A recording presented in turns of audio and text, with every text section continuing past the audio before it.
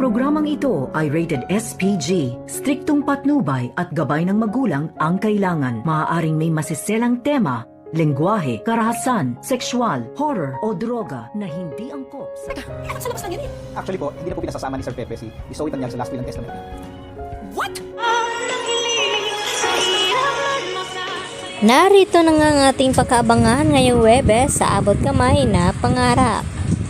Dito nga na iniwanan ni Justin itong si Giselle habang nag-iisa. At dito rin na sinundan ni Annalyn itong si Justin upang makausap ng masinsinan. At dito na nagbigay ng kaunting payo itong si Annalyn na sana raw ay hindi pa huli ang lahat upang magpatawad at tingnan itong present na dapat ay pagtuunan ng pansin dito ni Justin. At hindi lang iyon, nagbigay pa ng tsokolate itong si Annalyn upang magkakagaan daw sa loob dito ni Justin. At kapag hindi daw niya ito kainin, ay pwede naman niyang ibalik dito kay Annalyn.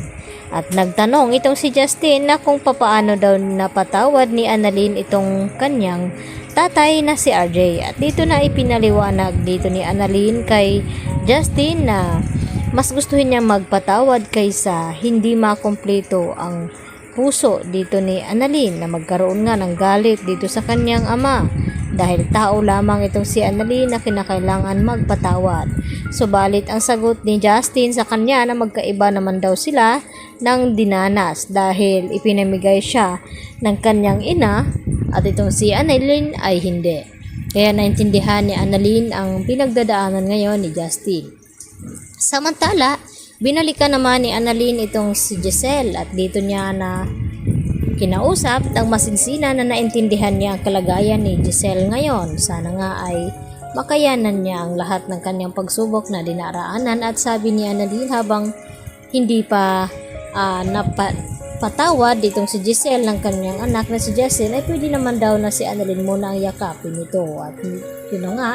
Nagyakapan ang dalawa upang makagaan din naman sa loob dito ni Giselle at nagpapasalamat itong si Giselle kay Annalyn dahil sa sobrang kabaitan daw nito.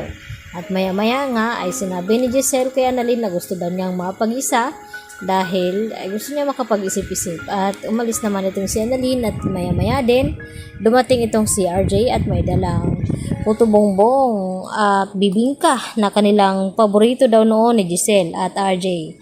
At dito rin na nakapagtawaran itong dalawa at humingi ng sorry sa isa't isa ang dalawang ito. Kaya nagiging maayos na rin ang kanilang samahan. Samantala nakabalik na nga itong si Justin dito sa bar kung saan naghihintay ang kanyang ama at tinanong kung kumusta ang kanilang pag-uusap. At wala namang nangyari daw at dahil hindi pa rin daw lumalambot ng puso ni Justin. At ang sinabi ng kanyang ama na kinakailangan daw nilang pumunta dito sa law office ng kanyang lolo Pepe upang may mahalagang sasabihin daw itong attorney na kinausap na pala noon ni Don Pepe. At laking gulat nga dito ni Moira na makita nga itong anak ni Giselle si Justin na ito daw ang pinamigay. At dito naman natin narayan din ni Justin itong si Moira at dito narinig nila ang sinabi ng attorney na ang kalahating kayamanan daw ni Don Pepe at ang mga ari-arian ay mapupunta daw dito kay Annalyn maliban na ito sa Apex Hospital dahil ay kay Justin nga ito mapupunta bilang siya ang bagong may-ari nito. At dito nagulat itong si Moira na kung bakit ay ipinamana ang last will of testament ni Don Pepe dito kay Annalyn na anak naman daw ito sa labas. At dito na sinabi ng attorney ni Don Pepe na tinanggal na daw itong si Zoe bilang tagapagmana ng last will of testament. Kaya nagulat itong si Moira at napasigaw sa galit.